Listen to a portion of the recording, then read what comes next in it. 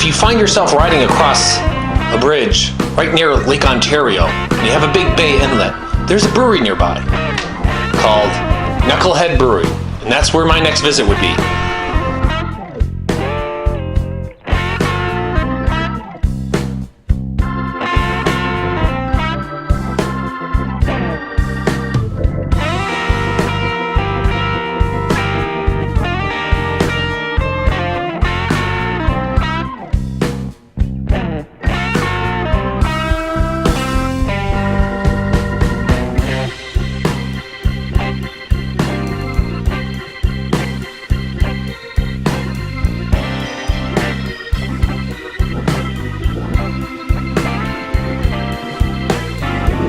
You can look here at the smorgasbord of beers they have on tap.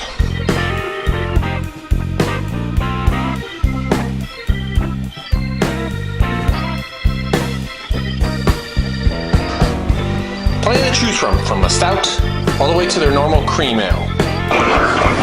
Hello there, and welcome to American Beer Trail. As you can see, I'm still in Rochester.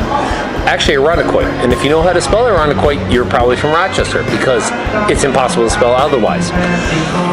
It's one of those words that comes from an Indian thing, like most people think. I'm using my helmet as a camera stand because, just trying it out. Maybe I can bring something a little less on the trip, since I live in a day or two. But the most important thing we need to know is that I'm still in Rochester and I'm drinking beer. That's important. The two beers that I'm drinking right here are their cream ale and their Belgian 101 IPA.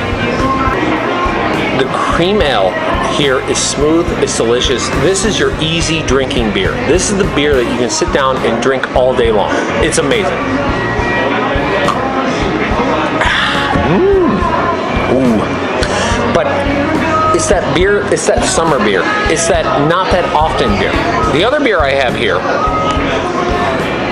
is their Belgian 101 IPA. Baby needs his bottle. This, I believe, is the best IPA currently in the United States. You should come out here and try it alone. This is just my opinion, of course.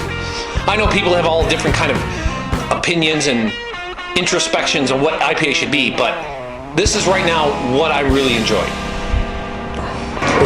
This is a fun place to be. This is a fun place to visit. This is Irondequoit. It's right near Irondequoit Bay. Look at that right there. It has its golden color. It doesn't add or subtract to the flavor. It's not perfectly clear, but then it doesn't really have to be. In some ways, the lack of clarity actually adds to the texture and the flavor of the brew. It is smooth, it is clean, it is definitely something that you need to drink. You gotta love it when it comes in a special glass. And Knucklehead Brewing does that. It's a goblet. I don't know.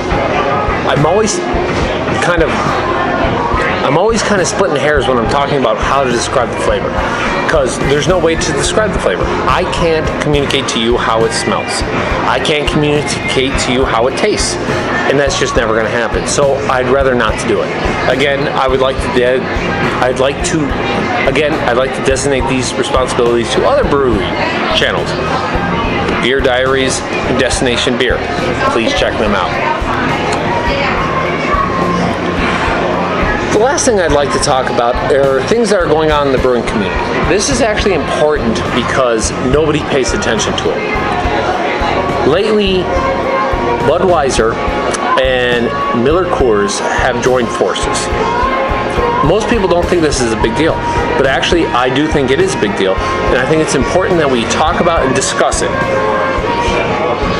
If you're AB, well, actually, if you're InBev, but I forgot to mention what the DOJ has done and has told the beer industry is that when Budweiser and Miller have merged, they create a brand that's too big, that it needs to be broken up. If you're InBev, you've actually gained more world market share. And that's actually what the deal is about. The deal is about gaining more world market share versus what they're doing about the US. The problem is that InBev didn't care. They think the US market is dead. And there's a good reason too, and I will explain this out on the trip. But the only thing I'd really want to question is the reason why the DOJ felt that it needed to intercede. Does anyone here got a good reason? When the antitrust laws were actually written, they were written with the idea of U.S. Steel, Standard Oil, J.P. Morgan, the robber barons of the late 19th century, early 20th century. They weren't written with Budweiser in mind, and there's no reason they should be. Beer is an optional commodity that you can drink.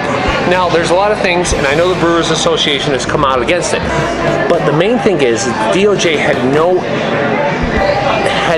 interest in interceding here. You can choose to drink or not to drink beer. You can't choose to use oil or not use oil. You can choose to drink a beer or to drink wine or to drink liquor. You can't choose in your construction, oh, I'm not going to use steel. This is where we've gotten off track.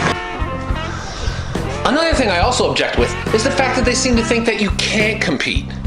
If other breweries can't compete, why are there craft breweries popping up all over the place? It's because they're not filling something and that people can compete with these larger companies. I'll explain this more at some other point. The DOJ did not need to get involved, and the reason I think they really did get involved is because they feel that they have to be involved in everything. I know breweries may not have the same kind of notion, which is more why I'm going to do this more just myself talking to the camera versus me trying to get a brewer here to talk about it. Thank you. And visit your local brew pub and talk all you can about all the different topics that are out there.